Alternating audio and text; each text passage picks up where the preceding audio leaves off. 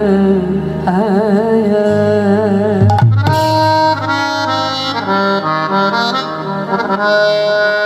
গৌরাঙ্গের দুটি পদ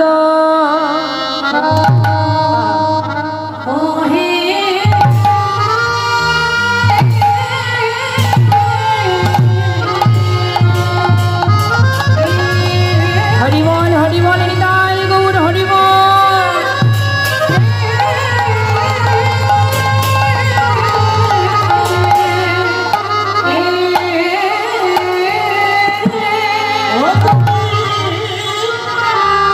দেখো দেখো যাই রে ভাবে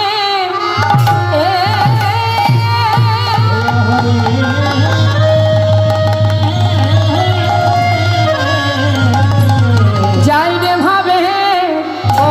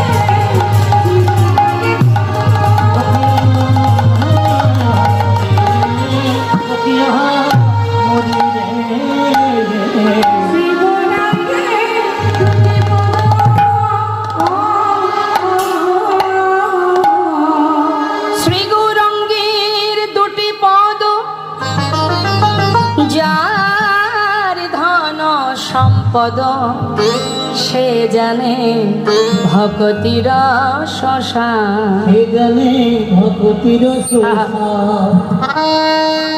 শ্রী গৌরাঙ্গের দুটি পদ যার ধন সম্পদ সেই জানে ভক্তির শ্মশান। ভগবত কৃপা লাভ করতে গেলে সবার আগে ধন সম্পদ বলতে গৌর চরণকে সম্পদ ভাবতে হবে। আমরা তো ইহজগতের সম্পদকে আমার মনে করি, কিন্তু এটা আমরা সবাই জানি যে এটা আমার সম্পদ নয়। এটা আজ আমার আছে, কাল অন্য কারোর হবে, শুধু আমি থাকবো না। তাহলে আমার নিজের সম্পদ কোনটি? একবারও আমরা ভেবে দেখি না মা যে আমার নিজের বলতে কি আছে। এই দেহটাও তো আমার নয়, প্রকৃতির সৃষ্টি যেমন দিয়েছে তেমন নিয়েও নেবে। তাহলে আমার কি আছে? শাস্ত্রে বৈষ্ণব মহাজন বললেন, যে পরিচয় আমরা ঘুরে বেড়াচ্ছি, যে নামে আমি ঘুরছি, আপনারা যে নামে আমাকে চেনেন, এটাও তো আমার নয়। কেউ একজন আমাকে দিয়েছে, সেটাকে আমি ব্যবহার করছি। আসার সময় তো নামটা সাথে করে আনিনি, আসার পর পেয়েছি। তাহলে পৃথিবীতে কোনোটাই আমার নয়, কিন্তু আমরা আমার করে আমাদের গোনা দিনগুলো ফুরিয়ে যায়। জীবনের শেষ মুহূর্ত পর্যন্ত আমরা আমার করেই দ্বন্দ্ব, হানাহানি, মারামারি, কাটাকাটি কত কি হয়ে যাচ্ছে। কিন্তু আজ আছি, কাল নাও থাকতে পারি। আমরা জানি না যে আজ আমি আমার করে মারামারি করছি, কাল আমি থাকবো কিনা। বৈষ্ণব মহাজন বললেন, আমার আমার করে বুঝিতে না পারো আমাতে কি আছে রতন, কোন শক্তি বলে বেড়াই চলি বলে কিসের অভাবে হয়ে দেহ পতন। দেহে যা কিছু আছে, হাত চোখ, আমাদের দেহের যতগুলো ইন্দ্রিয় আছে সবই তো আমার, এগুলো তো আর আমি নই। হাত, এই যে হাত, এটা কি আমি? আমার। চোখ আমি, আমার। চরণ দুটি আমি, আমার, সবই আমার। তাহলে আমি কোথায়? আমি কোথায়? যেদিন আমি আমাকে জানতে পারবো, যেদিন আমি আমাকে বুঝতে পারবো, সেদিন আমার ভজনের পথ পরিষ্কার হয়ে যাবে। তাই তো রামভক্ত তুলসীদাস কলম দিয়েছিলেন। তিনি বলেছিলেন, मन की तरंग को मार लो, बस हो गया भजन,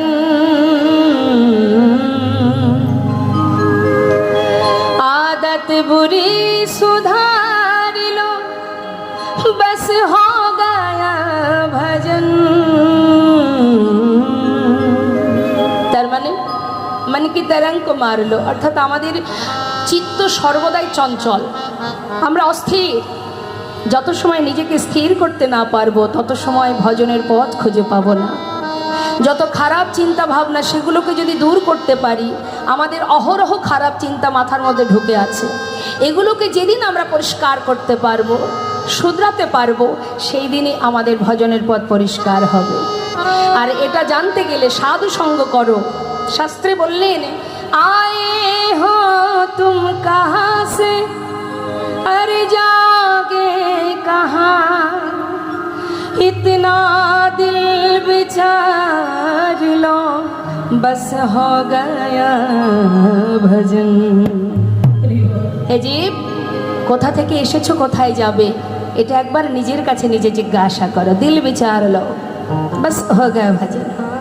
যেদিন তুমি জানতে পারবে যে তোমার আসল পরিচয়টা কি, প্রকৃত তুমি কে, কি তোমার করণীয় আর তুমি কি করছো, যেদিন এই চিন্তা ভাবনা, এই চৈতন্য জ্ঞান তোমার মধ্যে আসবে, সেদিন থেকে তোমার জীবনে প্রাকৃতিক জগতের জ্বালা যন্ত্রণা, চাওয়া পাওয়া, কামনা বাসনা, লোভ লালসা সব দূরে চলে যাবে। আর সেদিনই তুমি ভজনের পথ এগিয়ে যেতে পারবে। রামভক্ত তুলসীদাস কলম দিচ্ছেন। তাই মা শাস্ত্রী বৈষ্ণব মহাজন বলছেন, আগে নিজেকে জানো।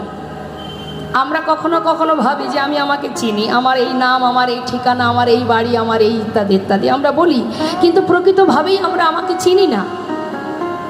সত্যি আমরা আমাকে চিনি না। যেদিন চিনতে পারবো সেদিন গোবিন্দকেও জানতে পারবো। আমরা কার সন্তান, কে আমাদের পিতা, সেদিন জানতে পারবো, তার আগে পারবো না। এই জগতে আমরা অনেকেই আছি, একটু কষ্ট পেলে অনেকের বাড়িতে আছে, সবার কথা বলবো না, অনেকের বাড়িতেই আছে, একটু কষ্ট পেলে বা আমাদের সামাজিক কোনো দুঃখ যন্ত্রণা পেলে অনেক সময় দেখা যায় অনেক বাড়িতে ভগবানের সেবাটুকু দেয়া বন্ধ করে দেয়। কেন? ক্ষোভে, রাগে। কিন্তু ভগবানের সেবা বন্ধ করে দিলাম, তার প্রতি ভক্তি রাখলাম না। কিন্তু এটা তো জানতে হবে মা, এটা সংসার, সংসারের মধ্যে জ্বালা তো থাকবেই। আর আমার জ্বালা তো শুধু আমার, একথা কে বলেছিল? হরিদাস ঠাকুর, নামাচার্য ছিল ঠাকুর হরিদাস। যখন তার অঙ্গে চাবুকের আঘাত পড়ছে, ঠাকুর বলে উঠলেন, হে প্রভু, আমি জানি আজ আমার অঙ্গে যে চাবুকের আঘাত পড়ছে এর জন্য তো আমিই দায়ী। তাই আমার যন্ত্রণা, আমার কষ্ট, সেটা আমার। কিন্তু তুমি তো দয়াল, তুমি যেন কষ্ট পেও না। কারণ ভক্তের দুঃখ, ভক্তের কষ্ট, যে ভক্ত নিজের বলতে সর্বস্ব ভগবানের চরণে সঁপে দেয়, তার জীবনের হাজার সুখ দুঃখ সবই কিন্তু ভগবানের চরণে নিবেদিত হয়ে যায়। অর্থাৎ তার কষ্ট মানে তারই কষ্ট। তার একটা প্রমাণ বলি বাবা। একজন ধোপা, তিনি কাপড় পরিষ্কার করবেন, কাপড় পরিষ্কার করে তিনি কাপড় শোকাতে দিয়েছেন কোথায়? পথের ধারে। একজন সাধু বাবা জপের মালা হাতে নিয়ে প্রভাতকালে তিনি নাম করতে করতে কখনো না কখনো চোখ বন্ধ করতে করতে, চোখ বন্ধ করে হাঁটছে, হাঁটতে হাঁটতে হঠাৎ সেই কাপড়ের উপরে পা পড়ে গেছে। হরিবল হরিবল। তখন সেই ধোপা রেগে গেলেন, তুমি কেন আমার এই ধোয়া কাচা পরিষ্কার কাপড়ের উপরে পা দিলে? সাধু তার দীনতা প্রকাশ করছেন, আমাকে আমার ভুল হয়ে গেছে, ক্ষমা করে দাও, আমি দেখতে পাইনি, আমি বুঝতে পারিনি। বুঝতে পারোনি মানে? কিছুতেই ছাড়ছে না। সে জোরপূর্বক একটা লাঠি নিয়ে তাকে আঘাত করতে যাবে। এমন সময় বৈকুণ্ঠে নারায়ণ মা লক্ষ্মী জিজ্ঞাসা করলেন, প্রভু তুমি কোথায় যাচ্ছ? বৈষ্ণবের স্বভাব দীনতা প্রকাশ, তিনি অহরহ দীনতা প্রকাশ করে যাচ্ছেন, কিন্তু তথাপিও ধোপা শুনছেন না। কয়েকবার বলতে না বলতে লাঠি তুলে তাকে আঘাত করতে যাবে। তখন প্রভু আর দূরে থাকতে পারলেন না, কারণ বৈষ্ণব অহরহ সে যখন করজোড়ে ক্ষমা চাইছে, তার যখন ক্ষমা হচ্ছে না, অর্থাৎ ভক্তকে রক্ষা করার দায়িত্ব কার? প্রভুর। তাই ভক্তকে রক্ষা করার জন্য তিনি সিংহাসন থেকে যখন উঠেছেন, মা লক্ষ্মী বাধা দিলেন, কোথায় যাচ্ছ প্রভু? দেখছো না আমার ভক্ত এতবার অন্যায় স্বীকার করছে, এতবার ক্ষমা চাইছে, তথাপিও শুনছে না, ওকে মারতে যাচ্ছে, আমি তোকে রক্ষা করবই। এই বলে প্রভু যখন এগিয়ে আসছে, কিছুটা পথ আর বাকি আছে মা। ঠিক সেই সময় সাধু তিনিও আর ধৈর্য ধরতে না পেরে এবার সেই ধোপাকে মারবেন বলে একটা লাঠি তুলেছেন। যেই না লাঠি তুলে তাকে আঘাত করেছে, করুণাময় প্রভু আমার আবার চলে গেলেন। হরি বল। মা লক্ষ্মী জিজ্ঞাসা করলেন, কি হলো? ভক্তকে রক্ষা করতে গিয়ে ফিরে এলে যে? বলে, যে নিজের দায়িত্ব নিজে নিতে পারে তার আমার কোনো প্রয়োজন নেই। নিতাই গৌর হরি বল, হরি বল। অর্থাৎ কেউ যদি আমার উপরে নির্ভরশীল হয়, কেউ যদি আমাকে ভরসা করে চলে, আমার প্রতি সর্বস্ব সঁপে দিয়ে যদি আমারই শরণাপন্নে আসে, তার দায়িত্ব তো আমারই থাকে। হরি বল। তারই লীলা আজ আমরা শ্রবণ করব মা। তাই আজ বৈষ্ণব মহাজন পদাবলিতে বলছেন, শ্রী গৌরঙ্গের দুটি পদ যার ধন সম্পদ, সে জানে ভকতি রসসার। শুধু তাই নয়, আমাদের কলিজীবের মাত্র কয়েকটা কাজ। এক, প্রভুর চরণ সার করো। দুই, বদনে হরিনাম করো। নাম ছাড়া কলিজীবের আর কোনো ধর্ম নেই। মহামন্ত্র জপ করো। সমস্ত দেবদেবীর পূজা করতে গেলে যে মন্ত্র জপ করা হয় সেগুলোকে বলা হয় মন্ত্র, আর হরিনামকে বলা হয় মহামন্ত্র। তাই জীব যদি মহামন্ত্র জপ করে, তার আর কোনো মন্ত্র জপ করবার প্রয়োজন হয় না। তাই বৈষ্ণব মহাজন বললেন, নাম বদনে উচ্চারণ করো, আর কাঁদতেই যদি হয় ভগবানের চরণে দুফোঁটা বাড়ি বরিশন করো। তবে কি জন্য? সংসারের জন্য নয়। এর মধ্যে সুখ দুঃখ দুইজনে আসবে যাবে, এরা আসা যাওয়া করবে, এদের জন্য কেঁদে লাভ নেই। চিরকাল যেমন কারোর সুখ থাকে না, চিরকাল কারোর দুঃখও থাকে না। তাই এরা আসবে যাবে, এর জন্য কেঁদে লাভ নেই। কাঁদতেই যদি হয়, যে পথে এসেছিলাম যাওয়ার পথ তো সবাই ভুলে গেছি। তাই সেই পথ ধরে যেন প্রভু করুণাময় কৃপা করে আমার হাত ধরে পার করবে।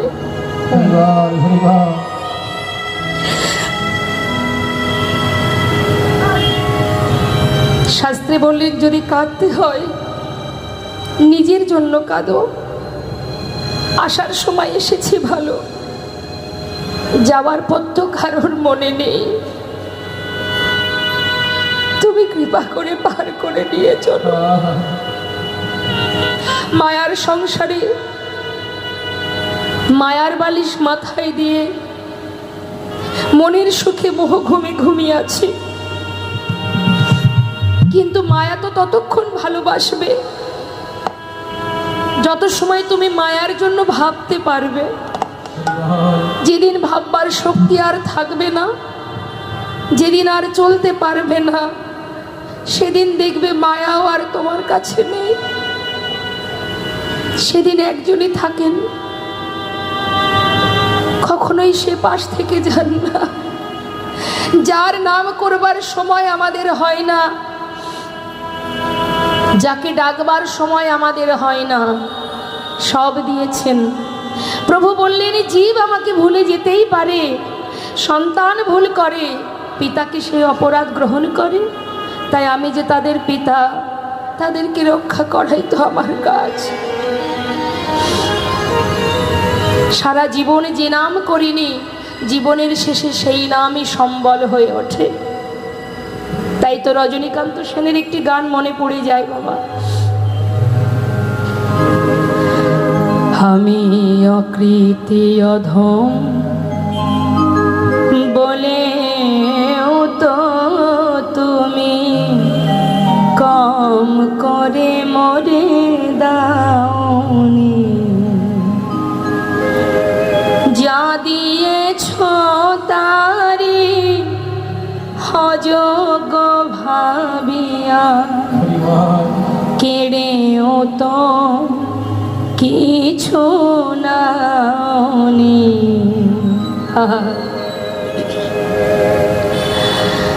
তব আশিস কুসুম ধরি নাই শিরে, পায়ে দোলে গেছি চাহি নাই ফিরে। তবু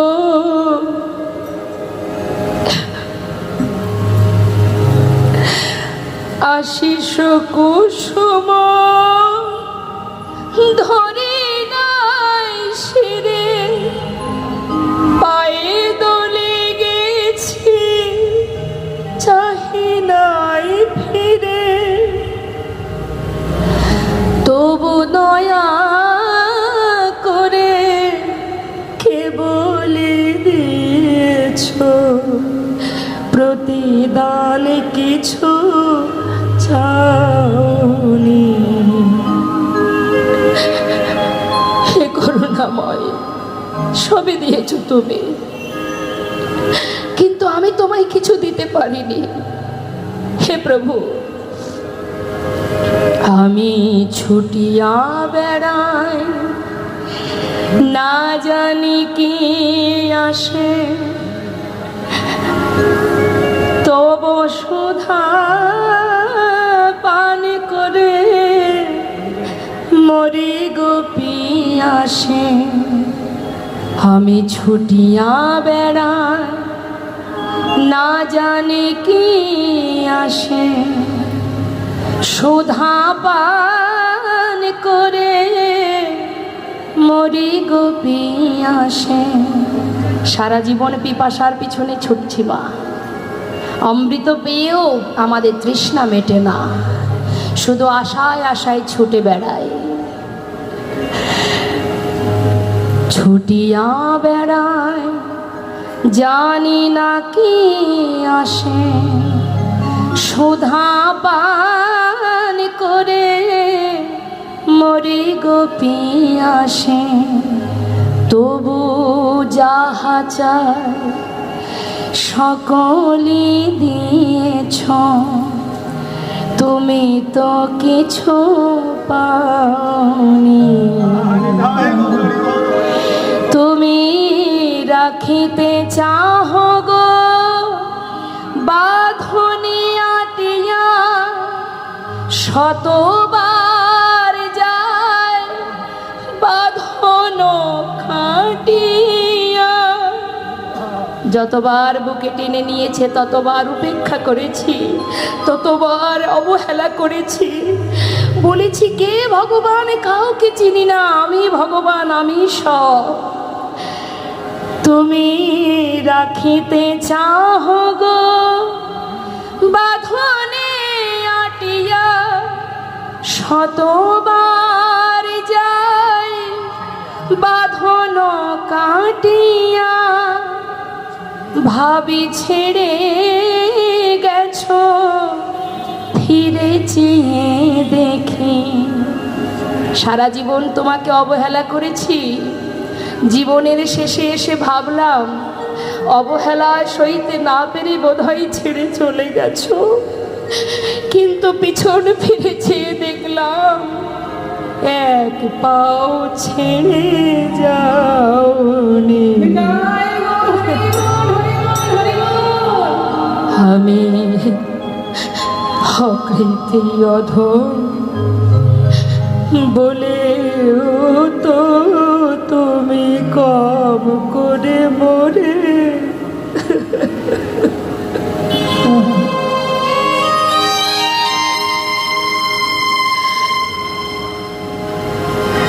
ভাবে আসা যাওয়াই আমাদের সার। যিনি পাঠালেন, যার কৃপায় সাদের বলবার শক্তি পেলাম, মানব জনম পেলাম, সেবা দেওয়ার উপযুক্ত হাত পেলাম, শুধু মায়া পিশাচি এমনভাবে গ্রাস করলো, আমরা তার কৃপায় তার দাস না হয়ে সবাই মায়ার দাস হয়ে বসে রইলাম।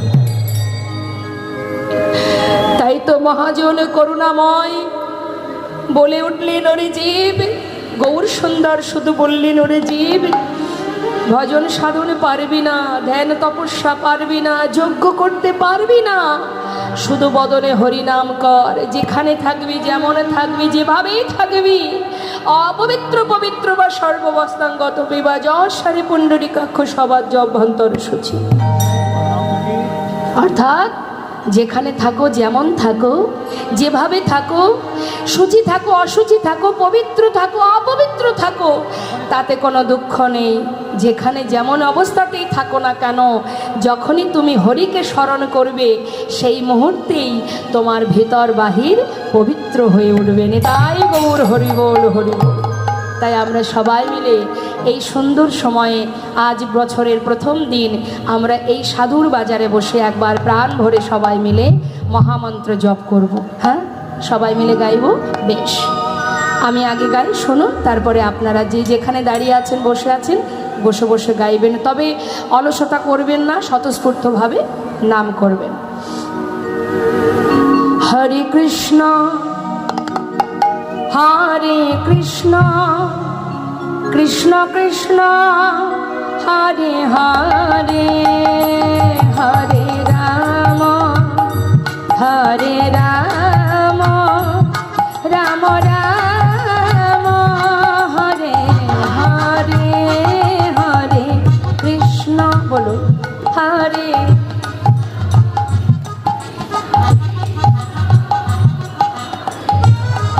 বাবা হরি বল।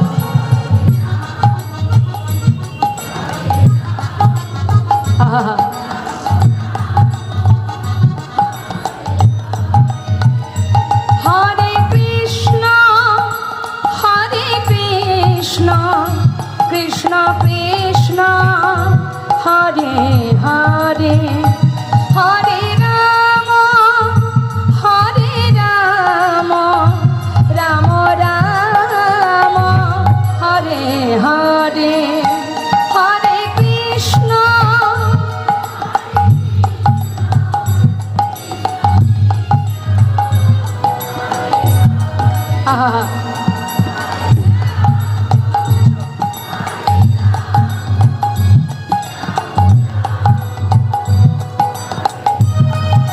হে হরে কৃষ্ণ হরে কৃষ্ণ, কৃষ্ণ কৃষ্ণ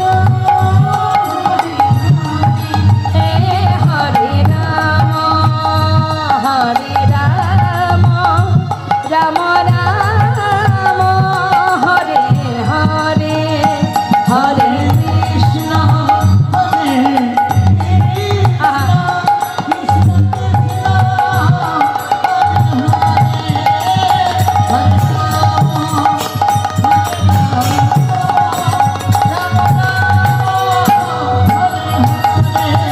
হরে কৃষ্ণ হরে কৃষ্ণ, হরি বল তাই গৌর হরি বল, গৌর হরি বল।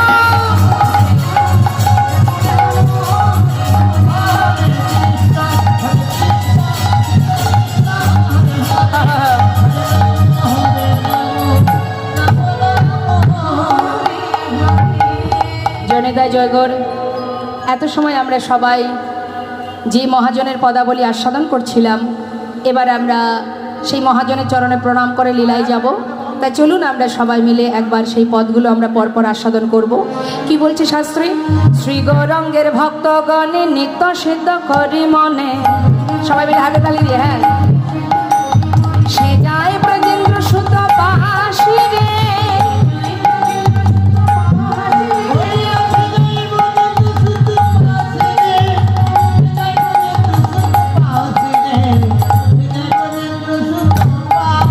আহা গৌরমণ্ডল ভূমি যেবা জানে চিন্তা মনে,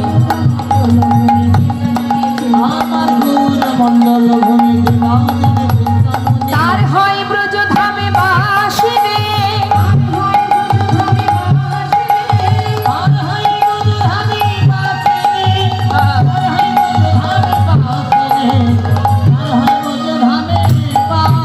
গো গৃহেতে বনেতে থাকো হাগো রঙ্গ বলে ডাকো তোমরা গৃহেতে বনেতে থাকো গৌরাঙ্গ বলে ডাকো নরতম মাগে তার সঙ্গ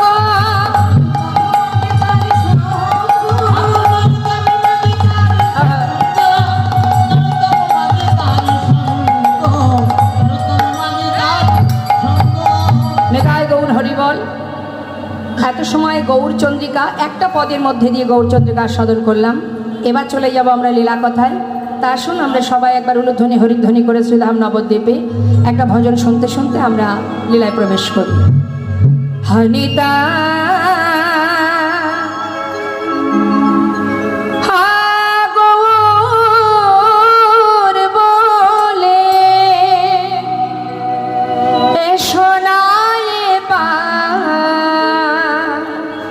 তুলে দা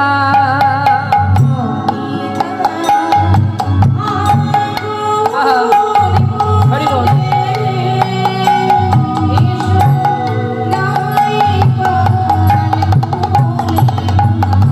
অনিতা আগর বলে নাই পাল তোলে দা অনিতা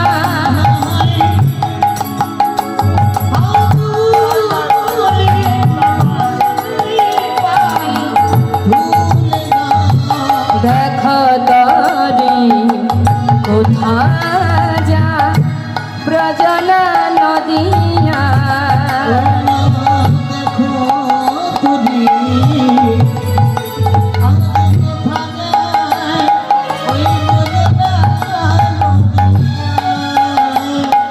হনিতা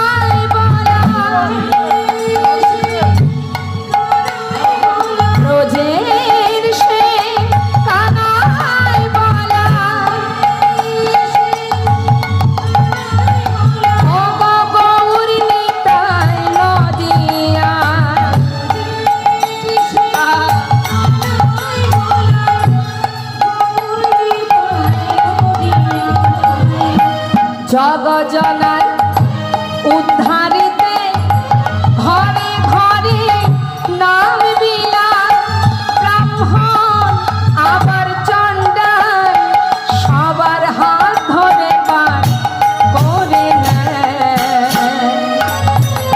সোনারে নদিয়া সোনারে নদিয়া সোনারে নদিয়া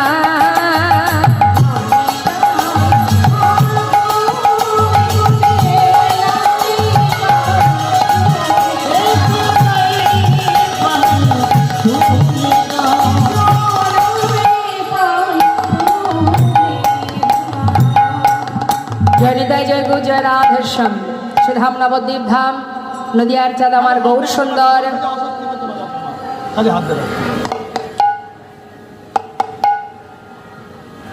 তিনি নবদ্বীপ ছেড়ে গিয়েছিলেন নীলাচলে।